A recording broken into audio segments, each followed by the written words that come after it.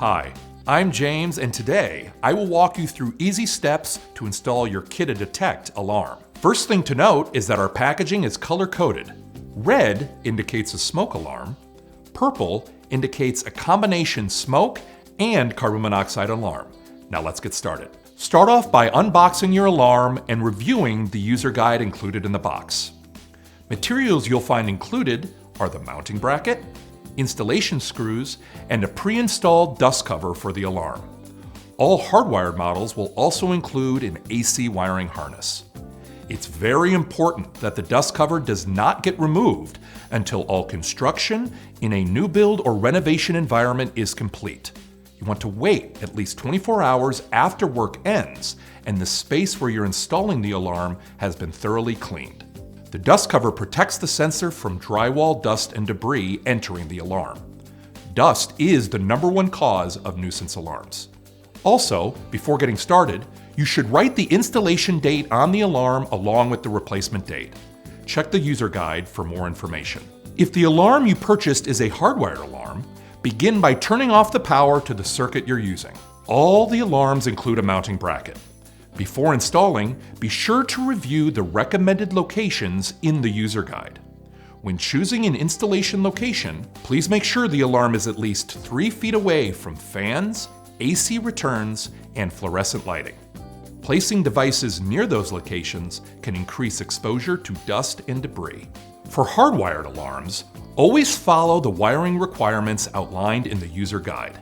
Connect the included AC wiring harness to the home's wiring as directed in the instructions.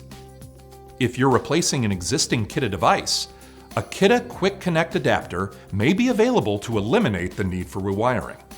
Pull the wiring harness through the center hole in the mounting bracket.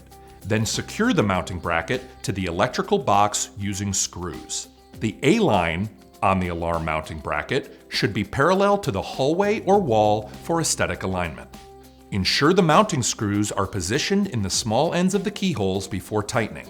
Make sure not to over-tighten. Next, for hardwired alarms with AA battery backup, ensure the battery door on the alarm is closed and pull the battery tab on the back of the device to activate before installation or turning on AC power. If you pull the tab after energizing the alarm, it will give a false low battery chirp every 60 seconds. If the alarm has voice alerts, it will chirp and say activate battery. Now, connect the wire harness to the alarm, making sure that the connector snaps into place. Push the excess wire back into the electrical box through the hole in the center of the mounting bracket.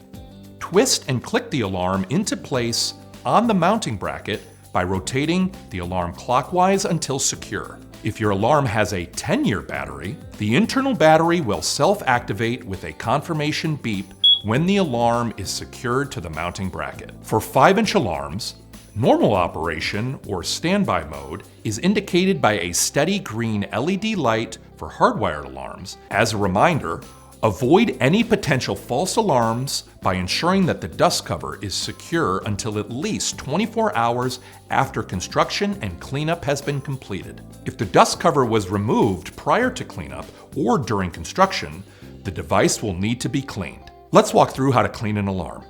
Use compressed air or a vacuum with a soft brush to clear openings. Wipe the exterior with a dry cloth. Do not use water or cleaners. If the alarm continues to chirp 3 times every 60 seconds, the alarm still needs cleaning. Alarms can be tested for inspection without removing the dust cover by simply pressing the test button on the device with the cover on. Dust entering the sensor is actually the #1 cause of nuisance alarms. It's important to test your alarm weekly by pressing and releasing the center button on the alarm. Since the alarm is very loud, you'll want to stand about 2.5 feet away from the alarm during testing or use ear protection. By the way, if you have interconnected alarms, whether hardwired or through wire-free interconnect, all alarms will sound in the home in the case of an event. In the event all alarms go off in the home, to find the initiating device, look for the alarm that is blinking red.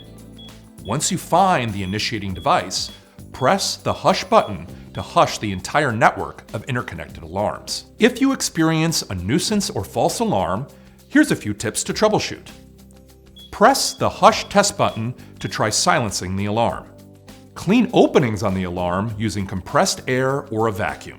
Now that alarm has been cleaned, press the hush test button to test the functionality of the alarm. Nuisance alarms can happen for a variety of reasons.